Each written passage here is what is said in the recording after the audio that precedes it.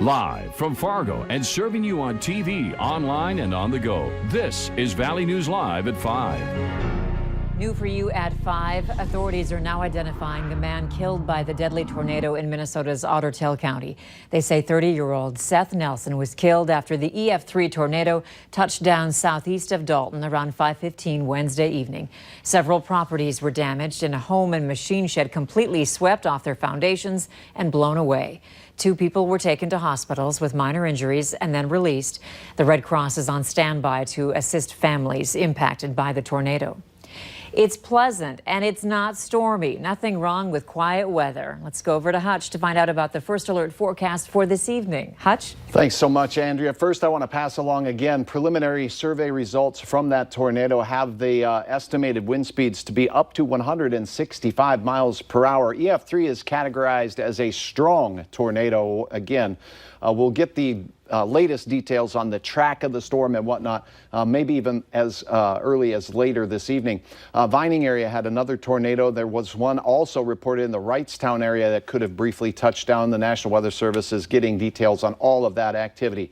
Cooler, low 70s in the Roseau area. It's now 80 degrees in Fargo, and the planning forecast shows we cool down comfortably this evening. 70s most of it, but 60s already by bedtime. And take a look at Grand Forks. Temperatures likewise the same there. Coming up, our quiet weather will be fairly short-lived. I do have some details on who will see some strong thunderstorm potential into our Friday and details on that weekend forecast here in just a few moments. All right, thanks, Hutch. 6 people are now in jail after allegedly trying to break down one man's apartment door and threatening to shoot him last night. Officers arrested 3 people for terrorizing: Jarvis Williams, McMason Baker, and Terrence Spragging. 2 juveniles were also referred for terrorizing and released to their parents. This morning, police were called to the same apartment for another man threatening a person with a gun. They found Anatole Durastyle, who was arrested for the previous terrorizing, and also a new count of terrorizing for this incident. A judge in Minnesota has issued a gag order on the George Floyd case. Judge Peter Cahill filed the order in Hennepin County District Court today. He said 2 or more attorneys representing parties in the case had talked with the media on Wednesday.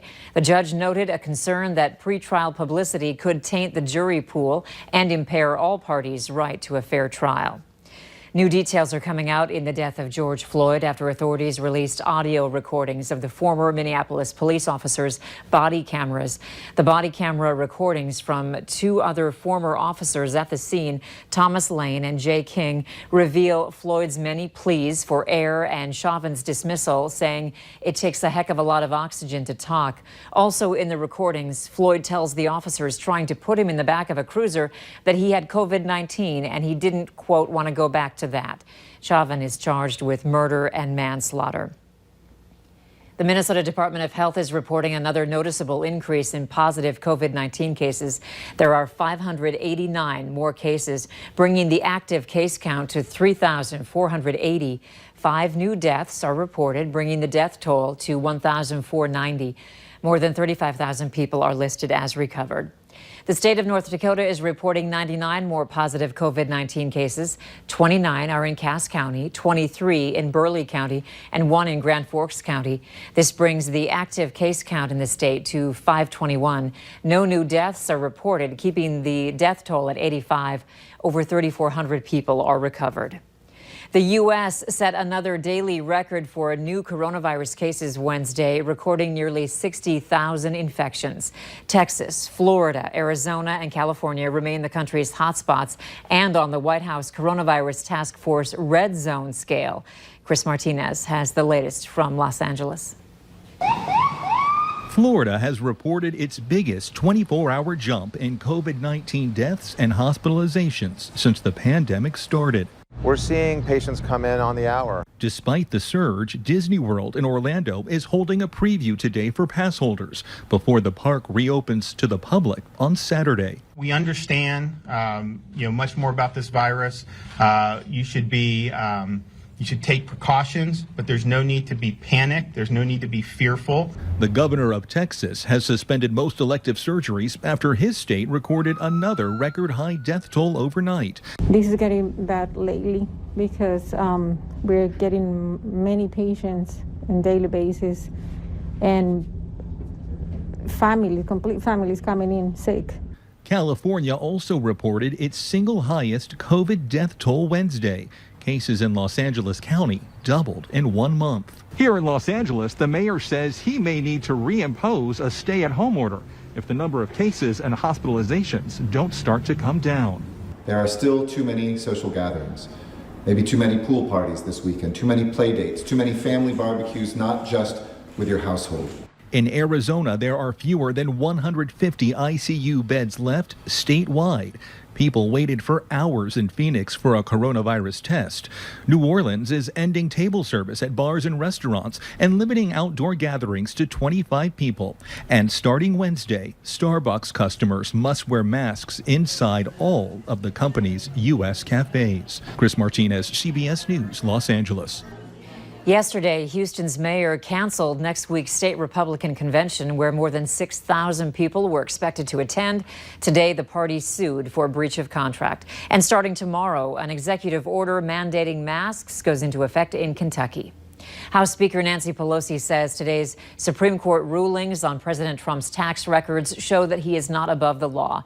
She says the rulings mean the Democratic-controlled House can continue to pursue the president's tax returns in lower federal courts, and that is exactly what they'll do. Pelosi also pushed back against the Trump administration's aggressive push to have children return to in-person school this fall, saying it's unacceptable to ask kids and staff to take unnecessary health risks.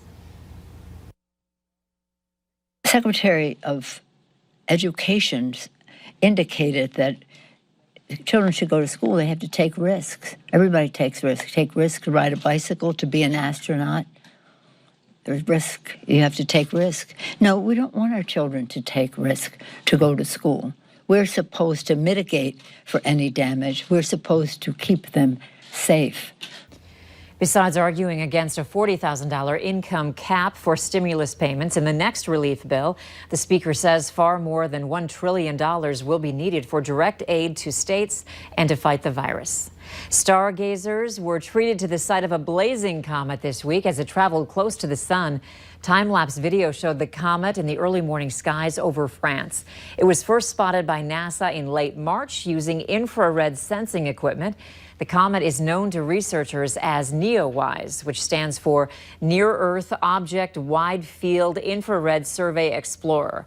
Its website that the natural fireworks comet can be seen in the morning until July 11th and later after sunset until mid-August.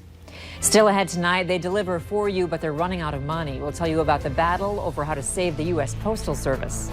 Our northwest breezes today bringing some subtle relief from the heat and humidity. That's pushed well down to the south with temperatures that peaked only in the 70s up north. Your hour-by-hour forecast shows a few more storms on the way, but quiet tonight. I'll have all those details coming up right after this.